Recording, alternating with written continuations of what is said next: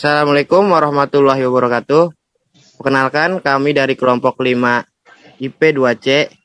Pada video kali ini, kami akan membahas mengenai media massa sebagai salah satu input dalam sistem politik menurut teori Gabriel Almond. Input dalam sistem politik dibedakan menjadi dua, yaitu tuntutan dan dukungan. Tuntutan dalam hal ini muncul sebagai konsekuensi dari kelangkaan atas berbagai sumber yang langka dalam masyarakat atau kebutuhan masyarakat yang ada belum merata. Salah satu wujud kelangkaan tersebut adalah kebijakan. Dukungan dapat diartikan sebagai sebuah upaya yang dilakukan masyarakat untuk mendukung keberadaan sistem politik agar terus berjalan. Media massa sebagai salah satu input dalam teori sistem politik Gabriel Almond memiliki peran sebagai berikut. 1. Alat sosialisasi politik. Yang kedua, komunikasi politik. Dan yang ketiga, pengawasan peraturan. Alat sosialisasi politik. Dilansir dari University of Minnesota Libraries, sosialisasi politik adalah pembelajaran politik agar masyarakat dapat mengembangkan sikap, nilai, keyakinan, pendapat, dan perilaku yang kondusif untuk menjadi warga negara yang baik di negaranya. Peran media massa sebagai input dalam sistem politik pada zaman modernisasi dan globalisasi ini sangat vital karena hampir semua orang menggunakan dan menghabiskan waktunya pada media massa ataupun media sosial.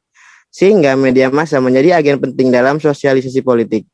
Media massa harus menayangkan pemberitaan maupun sosialisasi politik dalam segala bentuk dengan efektif dan sesuai fungsinya, yaitu untuk mencerdaskan dan menumbuhkan kesadaran dan pemahaman politik bagi orang dewasa maupun anak-anak sebagai penerus bangsa.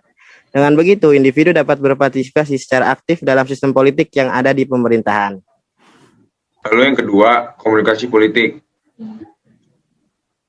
Komunikasi politik adalah salah satu fungsi yang dijalankan oleh partai politik dengan segala struktur yang tersedia, mengadakan komunikasi informasi, isu, dan gagasan politik. Dalam menyampaikan komunikasi politik, para komunikator politik menggunakan saluran komunikasi politik dan saluran komunikasi persuasif politik yang memiliki kemampuan menjangkau seluruh lapisan masyarakat, bangsa, dan negara. Proses penyampaian pesan oleh komunikator politik kepada khalayak sangat bergantung pada media massa seperti melalui surat kabar, radio, dan televisi. Media massa baik cetak, siaran, maupun media massa internet mempunyai kekuatan yang sangat besar dalam kaitannya dengan usaha mencapai tujuan komunikasi politik. Para kandidat dan tim sukses partai politik bisa memaksimalkan komunikasi mereka sesuai kekuatan yang dimiliki oleh masing-masing media massa. Keberaneka-ragaman tampilan dalam media massa sesuai dengan karakteristik media masing-masing.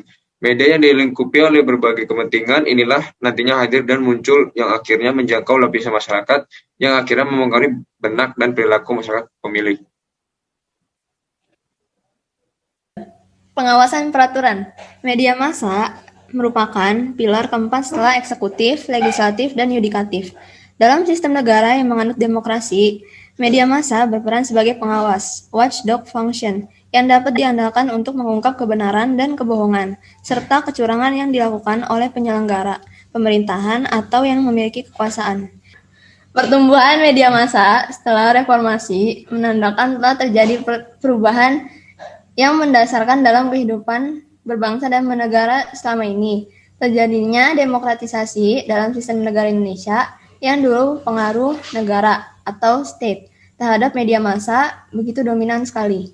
Kepemilikan media massa dibatasi hanya kepada orang-orang atau kolega yang berada di lingkungan yang dekat dengan kekuasaan saat itu. Isi pemberitaan dibatasi atau sensor, dan tidak semua apa yang menjadi kebutuhan publik dapat dipublikasikan oleh media. Media massa tidak berfungsi dan berperan sebagaimana mestinya. Media massa tidak bebas sebagai social control, sehingga terjadi pemerintahan yang mengarah pada sistem otoritarian. Media massa yang kritis terhadap jalannya pemerintahan saat itu dibredel, tidak ada obsesi pengetahuan masyarakat terhadap pembangunan dan perkembangan termarginalisasi, sehingga terjadi korupsi, kolusi, dan nepotisme. Akan tetapi dari segi keamanan dan ketentraman, masyarakat dan negara dapat dirasakan.